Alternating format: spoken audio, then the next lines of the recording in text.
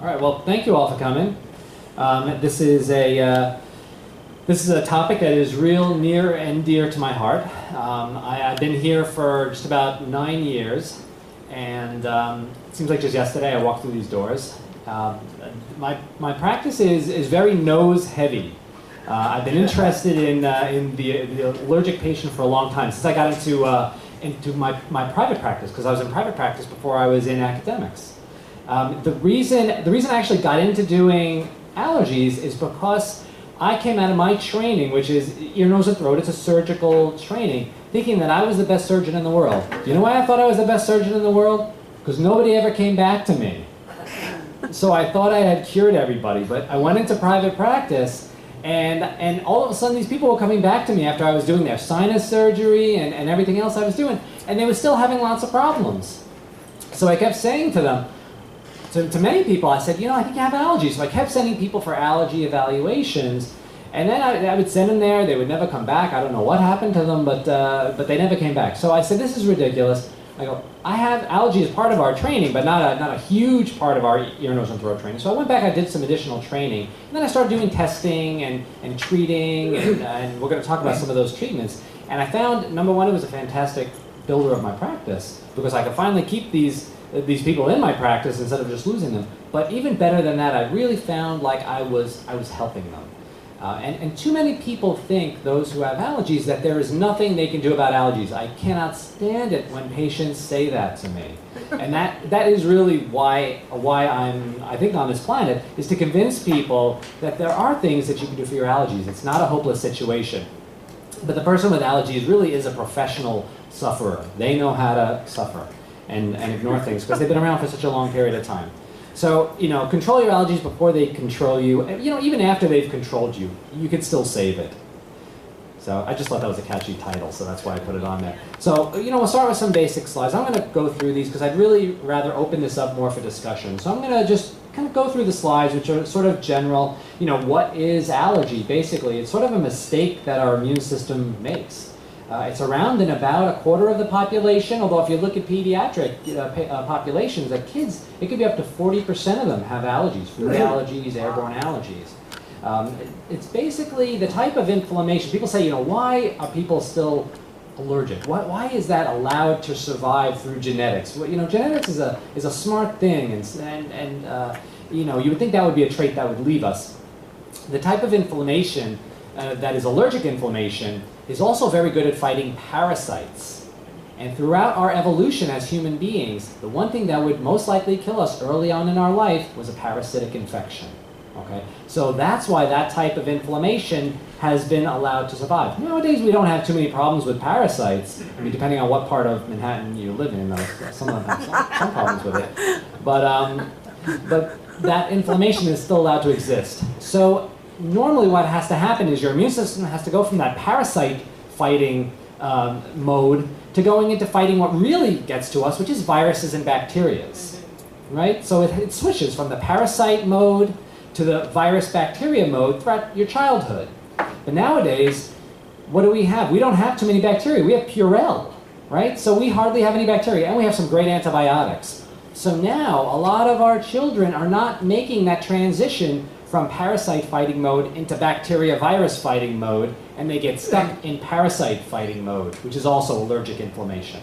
So that's what allergy basically is. And it can really affect any part of your body. Your skin, of course your nose, your eyes, your gastrointestinal tract, so people come with bloating and all sorts of other problems. And we're only really at the forefront of knowing all of the different manifestations. I see somebody right in the back of the room. Yes, that's a manifestation too. Stories. Okay, we're gonna go into it. We're gonna tell some stories later on. This is gonna be like a group therapy session for you guys. All right. So anyway, how do allergies start? We kind of covered that from a evolutionary standpoint, but it usually does occur early on in life. People say when they're, when I tell them that they're sensitive to cat, they're like, well, how can I be allergic to cats? I've been around cats my whole life. I said, yes, that's how you're allergic to cats. You have to be around things to become allergic to them. It takes a lot of exposure.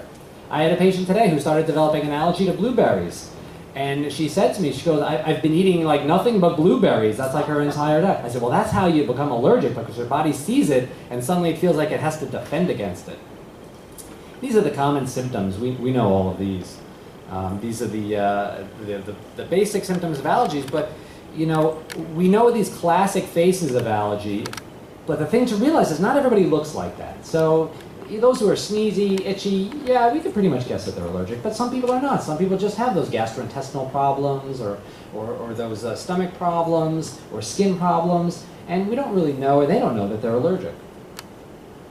So obviously very important. A lot of the population suffers from it, but it's also really big business. It's one of the, I think it is the most chronic condition. When you take it with its comorbidities like asthma and allergies, it is the most chronic condition in the United States. And there is a huge multi-billion-dollar price tag on this. And that's not just medications, visits to the doctor's office. It's also what we call the indirect cost. That's the hit to our quality of life.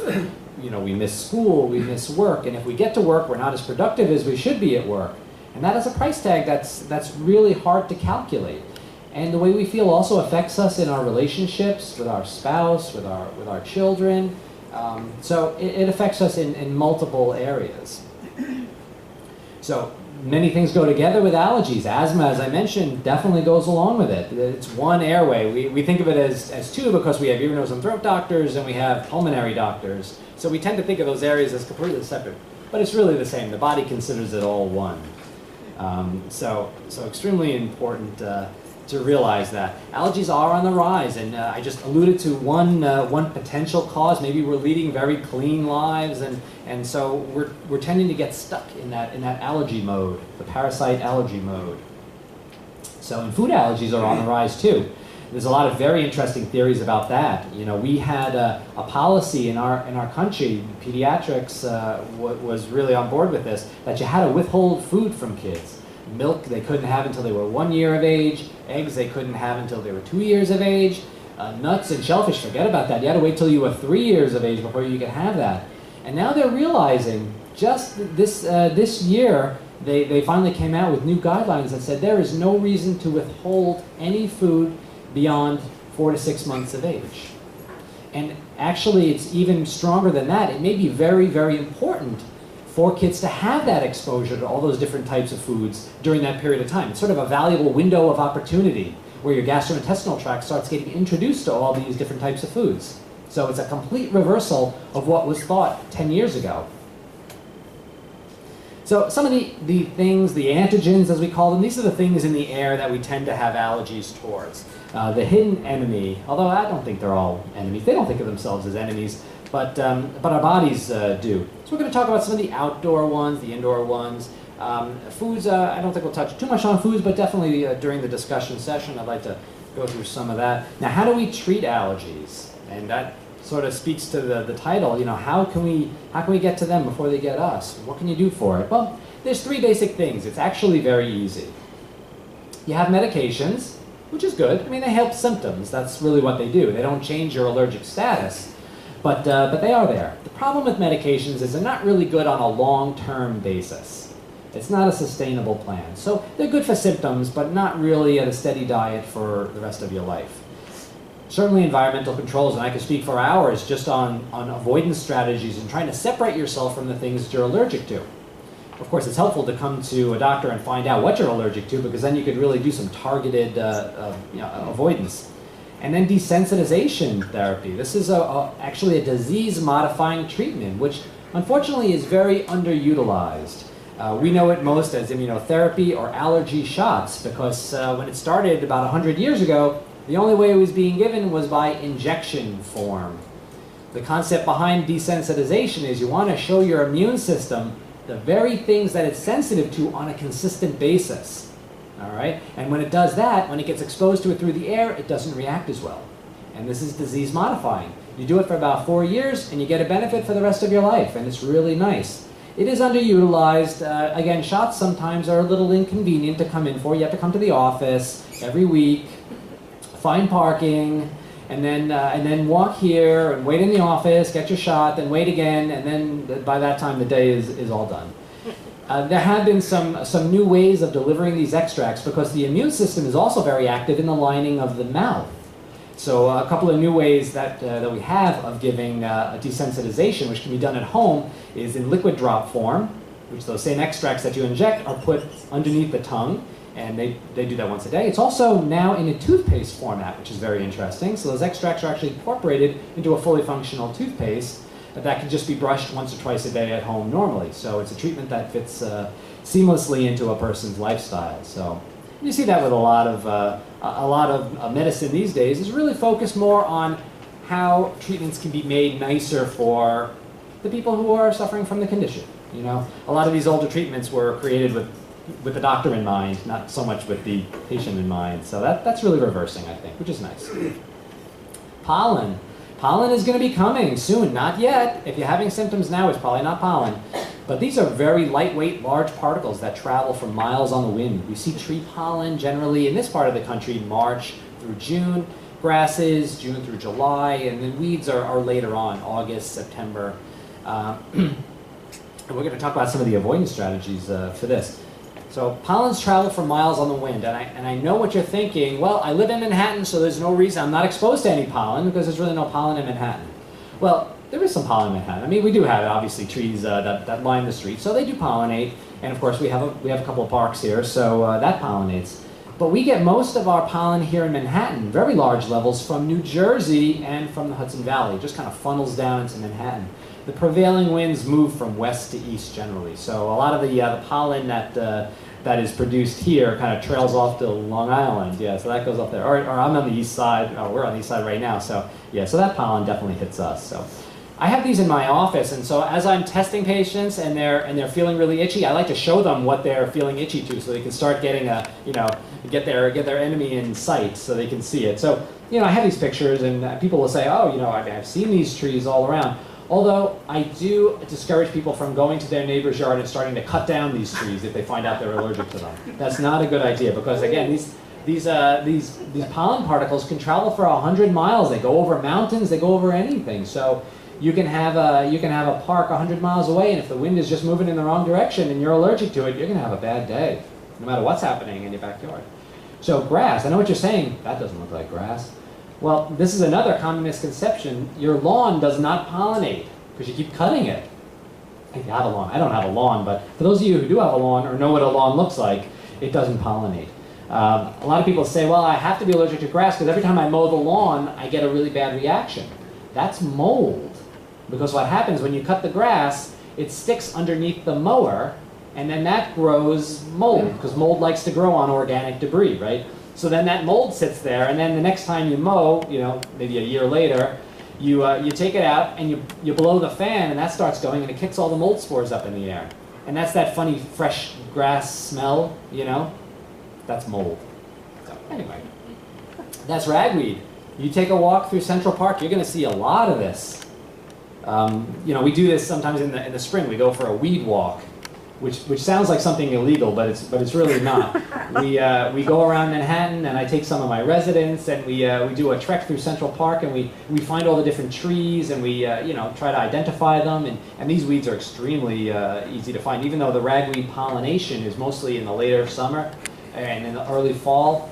You definitely see it on the ground, so it's still present. It's not completely gone. So avoidance strategies. Pollination occurs mostly in the early morning, 5 to 10 a.m. So if possible, switch some of your AM activities like going running or doing gardening, switch those to the evening. That's a little bit more helpful. Air conditioning, ACs, can really filter out a lot of those large pollen particles. So that's really helpful. Keeping pets from going in the bedroom, particularly your pets that go outside, because they attract a lot of pollen on their coat and on their fur, just like we do on our hair and and on our clothes and on our skin. We attract a lot of pollen when we come inside. So when you come inside after being out in the park, it's kind of like a hazmat operation. You have to go through a detoxification where you just jump in the shower. So when you come home, you just take off all the clothes. You jump in the shower. Make sure. Well, I have to make sure my kids don't have any friends over before I do that. That's very important because that can actually get you in trouble. But and when you remove your clothes from outside, you don't want them to go on your bed. that wouldn't be a good place because you want to create that safe haven, which is your bedroom. You don't want the pollen to get in there. So taking that clothes, putting it in the hamper, putting it, in the hallway, somewhere outside your bedroom is helpful. And then have some clothes that stay inside, so your indoor outfits and your outdoor outfits. That's helpful too. Okay. Again, it's just some funny little cartoons like a heavy pollen count. It's interesting. You see, when you see all of that. That material, that yellow material that sits on the roof of the car, and everybody says, oh, look at all that pollen that I'm allergic to. We're not allergic to that pollen. It's actually pine pollen, and it's extremely heavy. That's why it falls on the car. We're only allergic to pollens that stay in the air, so we need ones that are a little bit more lightweight. All right, so this pollen particle that's sitting on that guy on the right probably wouldn't be very allergenic because it's so heavy, it's like sticking to him. All right, mold. Mold is everywhere. Mold is around right now. Why is mold around right now? Well, the snow coat is starting to melt. So we're seeing the ice melting, and what that does is that kicks up a lot of the mold spores that the ice had been keeping down. All right, so that keeps all the mold spores at rest or at bay during the wintertime, and then as soon as that ice starts melting in the early spring, very early spring, the mold kicks up in the air and we start getting symptoms. So the last 2-3 weeks, that's when people have been noticing that. Mold counts are highest in the evening, so I said switching activities from morning to evening. Well, if you're allergic to molds too, sometimes that strategy won't work so well for you.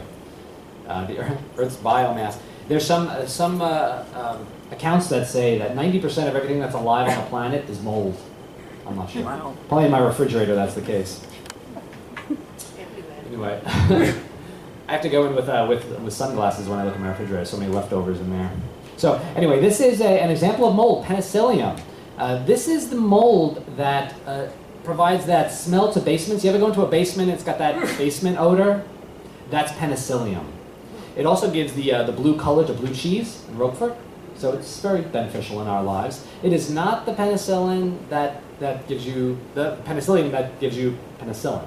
A cousin of this mold does give us penicillin. But just because you're sensitive to the mold Penicillium does not mean you're allergic to penicillin. Okay, that's another misconception. And I can explain why later, but it's kind of a little complicated. So mold avoidance strategies, you really just want to do a survey around the property. Now, if you have a house, that means going around looking for decaying dead vegetation around the perimeter of the house.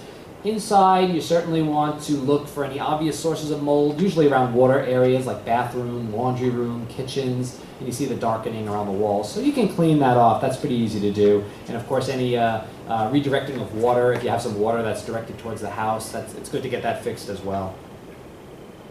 Dust mites, another misconception. When people are allergic to dust, they sometimes get a little offended because they say, well, my house is very clean. How could I be allergic to dust mites? And dust mites are not dirt. They are a main component of dust. Dust mites are very interesting little characters. They are members of the spider family, but you can't see them with the naked eye. You need a microscope to see them. They're blind and they can't drink. And you want to know what their food is? Their food is us. They eat the hair the hair that comes off of our heads. And they eat the skin cells that come off of our bodies. So they like to live in areas where we like to live. They love our beds, our carpets, our couches, our pillows, and that's where we have to focus our strategies. So they really like to be where we like to be, in the temperature and the humidity level that is comfortable for us. They even live sometimes on our eyelashes and on our eyebrows. Yeah. Ew. All right. And that's what it looks like. Isn't he cute? Yeah. Anyway, so some of these strategies. Again, dust is not dirt. You want to just encourage people about that you're not trying to say anything about them. And definitely focusing efforts in the bedroom, because that's, again, where we like to be most comfortable. So you want to keep clutter as free as possible, which is hard in a small New York City apartment. I understand that. Vacuuming is helpful for the carpet, and they have special bags. If you're using a bag vacuum cleaner, the regular bags, the dust mites come right through, and it's just like redistributing them. So you want to get the allergy bags, the ones that are a little bit of a thicker weave, so the dust mites don't get through it. Or just use like a canister vacuum. Bedding, that you can wash in hot water, once a week or so. Then you can't do that to the mattress. You can't do that to the pillow. So what they have are barriers that you can actually zip closed over the mattress and over the pillow, and then you put your sheets over that. So that basically entombs the dust mites so they can't get through. It uses those materials, and you can see them on the internet, they're really easy to find. They use the same material that typewriter ribbons were made out of. It's a very thick weave. Wow. I can't say that to my residents because I say typewriter ribbon and they look at each other like, what is that? I don't know what this is. What's a typewriter ribbon? What's he talking about? So you guys understand what a typewriter ribbon is, and that's the exact type of material that's used for these barriers, these allergy barriers. Okay, so when we say epidermal means coming from the skin, basically. So this is what animal allergy, when you're allergic to cats and dogs, it's basically proteins that come from their skin, or what we call dander. All right, it also comes from their urine, their sweat, and their saliva. So I have, people who come in and they say, I cannot be allergic to my dog has no hair. And I say, well, your dog probably does pee. And it does have skin, I hope. So you can still be allergic, even though it's very short-haired. Of course, the shorter the hair, the less dander is going to build up on your pet. So it is better to have short hair than a long-haired animal. Cockroach is also considered amongst that. Now, the allergy to cockroach is not to the cockroaches that are crawling around. The allergy to cockroach is to the dead cockroaches. Because what happens is when they die, their body parts dry up. And little proteins, like the dander proteins, come off and they get into the wind. They get into the circulation in your building, and then we breathe it in, and that's the allergy. I've heard it said that in a pre-war building, you can take any wall down and there's about 3 feet worth of dead cockroach material. I'm going to make you guys go, ew, at least 4 or 5 times during the lecture, maybe more. So yeah, so that's a real important allergen. Even if you don't have those things crawling around the building, it is present, particularly in most older buildings and even a lot of the newer buildings. So anyway, these are some, in case you didn't know what a dog, a cat, and a cockroach look like. So, okay. So again, we kind of talked about some of these things before. Keeping your pet out of the bedroom is helpful. Having a cat sleeping on your face is not a great idea if you're allergic to cats. You can wash the dander off of animals, so that's helpful. Some animals do not like to be washed very much. They found it is helpful if you wash a cat. The problem is they tend not to like that. But if you keep washing your cat, eventually your cat will run away, and that helps the allergy too. Then your cat is just gone. So either way, that's a very useful strategy. But what you basically want to do is you want to avoid touching your eyes, touching your mouth after you've been petting the animal. You want to wash your hands very carefully after being around the animal, and don't spend a whole lot of time around on the couch that your cat likes to be around. Okay, now things that you should not do to your animal. You should not do this to your cat. Shaving their hair does not help. That is one upset feline creature. So don't try that at home at all. That's not nice. I'm sorry if I have any real cat lovers. I do apologize for that. I just think that's such a hysterical slide. I'm very allergic to cats, by the way, so I totally like that slide. Anyway. So just some of the products that are out there, HEPA filtration systems are useful. This is what we call air purifiers. There's a lot of these on the market. It's daunting when you go into the store, you see so many. And I'll explain the basic difference. A HEPA filtration system is a really tight filter. These were actually used by the Atomic Energy Commission to clean up like nuclear waste. So they really clean up small particles. So those are the units, and it's based on the size of your room. They usually have a pre-filter that takes out the large particles, and then the HEPA filter, which takes care of the other stuff. The reason they have the pre-filter is the HEPA filter is pretty expensive. So, and it'll work pretty well. Even if you sort of forget to replace the filter, it'll work all right. The other type are the electronic precipitators, which work a different way. They actually take the particles in the air and assign a charge to them, electric charge. And then they pass through a magnet, and it gets stuck to the magnetic plate. So it works a different way. The problem with these is that once that plate gets filled up with all those charged particles, it doesn't work at all.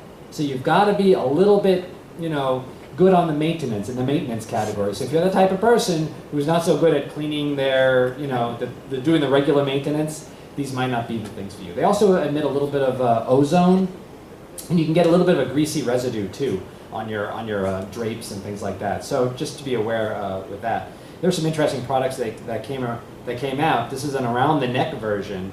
It was found to be ineffective. The Federal Trade Commission found that it produced 5 times the acceptable ozone level permitted by the FDA. So I think this guy is probably dead.